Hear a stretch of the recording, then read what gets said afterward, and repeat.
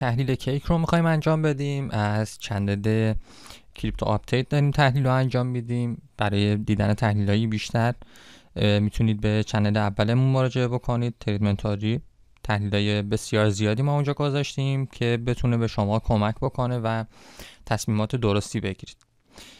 بعد از این تحلیل نات پیکسل رو هم میذارم در همین کانال، از اونم میتونید استفاده بکنید. رو قیمت 2.45 سنت هستیم برای ارز پنکیک. بررسیشو از تایم فریم هفتگی انجام بدیم.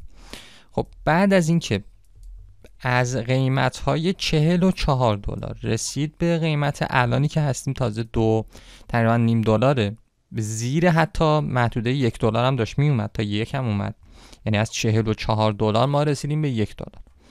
یعنی این فاجعه‌ای که توی کریپتوکارنسی اگه حواستون نباشه برای هر ارزی میتونه پیش بیاد و به همین جهتی که استاپ لاس همیشه توی تمام ویدیوهای من تاکید میشه که بذارید و اینم صرفا فقط و فقط برای اینه که شما ضرر نکنید و از اینکه هر روز هر تحلیلی که انجام میدیم از استاپ لاس، از تارگت ها، از سیو سود میگیم، منفعتی برای ما نداره و فقط برای اینکه ضرر نکنید. تارگت های فضایی رو بذارید کنار، منطقی با بازار رفتار بکنید. نکات بسیار زیادی توی کانال تلگرام هست، تحلیل زیادی اونجا هست که میتونید استفاده بکنید و رفته رفته تبدیل به یک فرد منطقی تو بازار بشید. من اینجایی که توی هفتگی دارم کیکو میبینم، میتونم براش یک سقف قیمتی مهم مشخص بکنم که بهش برسه ما داستانمون اونجا شروع میشه. از 4.33 تا قیمت $5 ما سطح مهمی داریم. این سقفی که ما الان اینجا داریم و میبینیم برخورد داریم به این سطح، ببین 3 بار تو این ناحیه ما برخورد داشتیم. برای بار چهارم بهش برسیم هم همیشه ما منطقمون رو اینه که وقتی یه سطحی میاد تست میشه، وقتی بهش مجدد میرسه، ما دیدمون اینه که به این سطح که میرسه افت قیمت داشته باشیم. خب اگر میخوایم افت قیمت نداشته باشیم، ما در تحلیل، در ترید حمایت مقاومت مشخص میکنیم، با حفظش، با شکستش معامله میکنیم. $5 بشکنه افزایش بیشتر قیمت رو داریم. یعنی ما رشد خیلی خیلی خوبی برای کیک اگر انتظار داریم، باید بالای $5 بره. بالای $5 که ما میتونیم یک قیمت اول از همه $12 رو ببینیم. بعد از اون که به $12 رسیدیم، اینا تارگت های بعد 5 که دارم میگم، بعد از اینکه به 5 رسیدیم، خب طبیعیه که یک اصلاح داشته باشیم، مجدد بریم برای رسیدن به قیمت $23 و حتی $40. پس این 5 بسیار مهمه.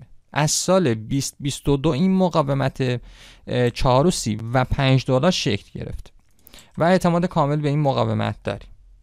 پس شرط اساسی برای اینکه برگردیم به روند خوب خودمون، روندی که به $40 رسیده بود، اینه که بریم بالای 5 و این بالای 5 هم برای اینکه به محدوده $20 یا $40 برسیم خودش 2 سال زمان میبره. اما مهم اینه که ما ریزش شدید نداریم. زیر محدوده $5 که هستیم میخوریم، میایم پایین تر از قبل. ولی مسئله‌ای که هست، خب مقاومت ها رو گفتیم، سطح مهم، ما همین الان هم با 80 تا 100% اختلاف داریم با این سطح $5. خب میتونیم یه خریدی انجام بدیم، اگر موقعیت باشه تو این تارگت ها سیو سود انجام بدیم دیگه، خیالمون راحت باشه برای کیک. من یه حمایت خوب میبینم بعد از مدت ها، حمایت 1.70 رو داریم که حمایت خوبیه و در تحلیل‌های گذشته که از کیک تو کانال تریدمنتوری هم داشتیم، این متدایی که تحلیل می‌کردیم میگفتیم خوبه، میشه خرید انجام داد، ناحیه‌های مهم و مشخصی هم استاپشو گفتم و تارگتایی که برای سیو سودم داشتید رو گفتم. امیدواریم اون رو دیده باشید، استفاده هم کرده باشید.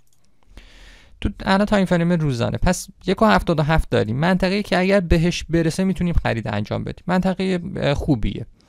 الان اگر روزانه رو دارید می‌بینید، ببین اینجا دیگه تست شده، مثل مقاومتی که گفتم مهمه، الان حمایتم اینه، تست شده، بارها حمایت خوبیه.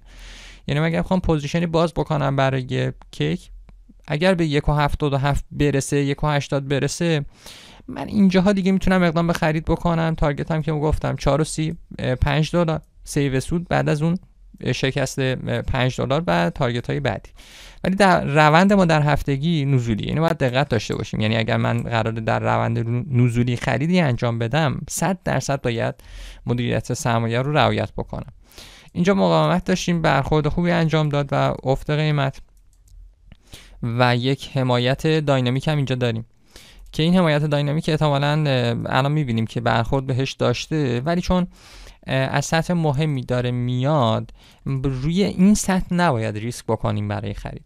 بهترین منطقه همون 1.70 و نباید سراغ ارزی مثل الان کیک برید برای خرید. قیمت‌های پایین‌تر میشد خرید، الان نمیشه و باید بری سراغ ارزهای دیگه. من کلی ارز رو تحلیل کردم در یوتیوب و در تلگرام که موقعیت خرید داشتم، اونها رو همه رو اعلام کردیم و جای خوبی بودن. اما الان کیک نه، اینطور نیست، ولی میگیم برای خرید خوب نیست، اما جای خوبی هست بالای 1.77 براش و تا زمانی که زیر 1.77 نیاد ما ریزش‌های زیادی ازش نداریم. اما اگر زیر 1.77 بیاد، یکو میبینه و حتی پایین‌تر از یک هم میتونه خیلی راحت برسه.